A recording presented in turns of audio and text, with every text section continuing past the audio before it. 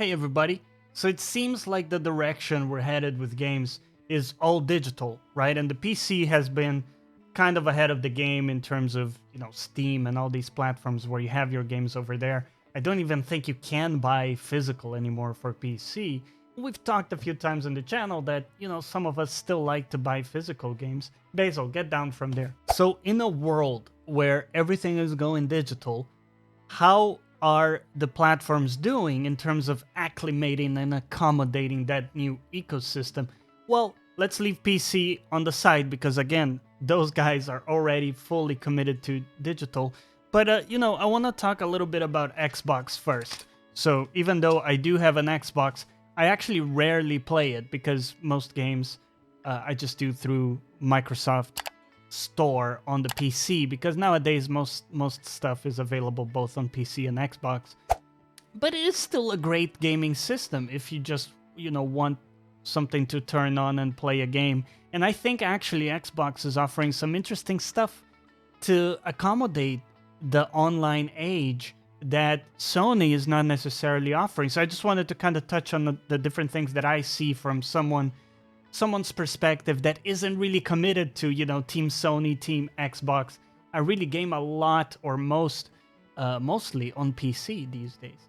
But just want to give you my perspective on these things. So Xbox has the quick resume, I believe is called, feature, which initially a lot of us said, that's just silly. What are people getting from that? Do you really care if the game takes 30 seconds versus 2 seconds to boot up?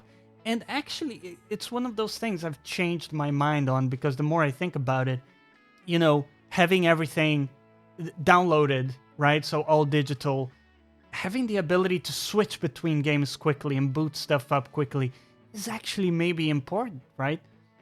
Because maybe you have a bunch of different games you're going between. You have a big story game, and then you have something more casual you jump into. The ability to kind of switch between those in a very quick way is kind of a nice addition, isn't it?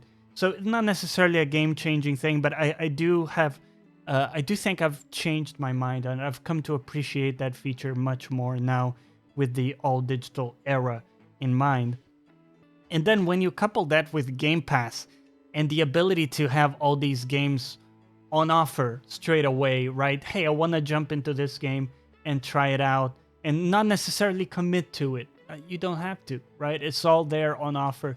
You can jump into different games you wouldn't really buy necessarily. But you know what? You'll check it out because it's on Game Pass.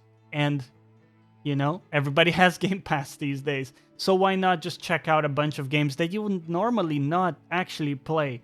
Interesting. I think that's part of the good part of the digital era, is that you have ready access to all these different games, many of them that you wouldn't really commit to if you had to buy them right off the bat. Talking about features we took for granted and we thought were silly, like everybody's gonna offer this, why are you branding this as something special? Well, time has proved us wrong, and another feature that Sony is not offering, at least in a comfortable way, and Xbox is smart delivery. Right? So what's smart about smart delivery, you would think? Hey, if I have a game and I got a new system, obviously I want to play the latest version of that game on my system. Seems simple, right? Well, this is something that, Xbox is offering, and Sony actually poses some hurdles whenever you want to upgrade versions. Oftentimes you have to pay a premium, of course, to get the PS5 version. We'll talk about that when we get to the Sony part here. But, Xbox does give you that ease of, or that peace of mind, knowing that whatever system you have, the game will, give you the latest version, the best version available for that system. I think it's a nice addition. You don't have to mess about in the store looking for the right version, making sure you're booting up the correct version for your game. That kind of stuff makes it easier and removes a little bit of the friction to jumping into games in a digital space. I think it's nice. Altogether, for me, Xbox has a very attractive feature set for someone who just wants a gaming console. I would not mind having that as my only gaming system if I were not mostly a PC gamer. All right, let's talk about Sony's offering. And we'll kind of contrast it to what we were talking about in the Xbox space, I guess. For me, as much as I love my PS5, and I do, I really enjoy the system, I see a lot of issues and hurdles with it. For example, like we talked about the different versions for games, right? People booting up a game and accidentally using the PS4 version instead of the PS5, because guess what? The system doesn't readily offer those upgrades, and sometimes you have to go out of your way to get the PS5 version, many times even paying extra, whether it's $10 or $15 to get the PS5 version. So, guess what? You bought a game full price for the PS4? Well, now that you've upgraded to the PS5, very often you need to pay an extra, a premium, to get the latest version of that game for the system you just paid handsomely for, let's be real. So that annoys me a little bit. I don't think that's right. I think that's a bit backward. And the only reason, honestly, we cope with that is scarcity, right? And the fact that I guess you're already happy to be able to pick up a PS5 if you do want one. And you're also, I guess, happy to pay a premium for it in the first place. So things like this kind of fly nowadays. But for me, as a consumer, I don't like that. I don't think it's a good approach. I don't think it's friendly to the consumer necessarily. The other thing that's not friendly in a digital era is how expensive digital games are, right?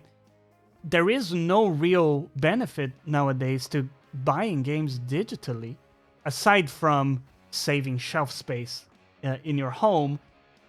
Oftentimes, digital games are more expensive than physical ones. At least here in the UK, I often find that I can get games way cheaper through Amazon if I get the physical version than it is to get the digital. Yeah? And for me, that's like completely backward. There should be some extra incentive to get the digital version, right? If you want us to, I guess, go green and have everything on the digital, then make it a little bit easier, a bit more enticing, and don't make me pay £70 for a full game, guys. This is crazy. Okay, the price point for Sony games for me is getting to that prohibitive point where I really have to think twice nowadays to buy a Sony game on release. I mean, it's getting silly. Returnal, a game that's 1 year old as of this video's production, it's still like £60, and that's on a sale. I don't know if it was 20% off or whatever it is, but the prices are nuts for me. And I think that, again, the only reason they get away with it is because of the situation in the market and let's be honest, the exclusivity stuff that Sony clings to. And they are very resistant, of course, to put out any of their stuff on other platforms, I believe, for this reason, right? You would imagine if these games were out on PC, it would be impossible for them to justify these kind of price points because you could simply buy it cheaper on PC. So the pricing is problematic for me. And you have to imagine that in a digital age, this sort of stuff, something will have to give at some point, right? The amount of exclusives being put out just doesn't seem to be enough to warrant the price point. And honestly, owning a PS5 system at this point is a bit suspect for me. As someone who owns a PS5, and I actually like my PS5 a lot, I still think the amount of games being offered don't really warrant buying a PS5 at the price that it's at these days. Really, the reason I can find myself for having done it is because I have special love for Demon's Souls, and I'm also a tech head, so I like having gear and trying out new gear, new tech, and stuff like that. But it's very hard to justify from a value standpoint, in my opinion, when you have so much offering, whether it's Game Pass or PC sales on different key sites that you can find. You can get so much stuff for a competitive price that really the entry price and the price point for all the games and everything on the Sony side just seems really off base here. and just not very competitive or attractive, in my opinion. Now, Sony has a lot of good stuff going for it, right? They have amazing games. And like I say, I do like the PS5 a lot as a gaming system. I like the controller a bunch. It's become one of my favorite controllers. Only second to the Xbox Elite that I recently picked up. That has become kind of my go-to. But I love this system. It's a great gaming system. So no knocks against either side, whether you're, Team Xbox or Team Sony, or none of these teams and you're more agnostic like I am. But I just wanted to give you my perspective on how I view the feature set from kind of the different platforms going into this digital era that many of us, whether we like it or dislike it, there's the practical fact that that's the direction we're headed towards. But I want to hear from you in the comments.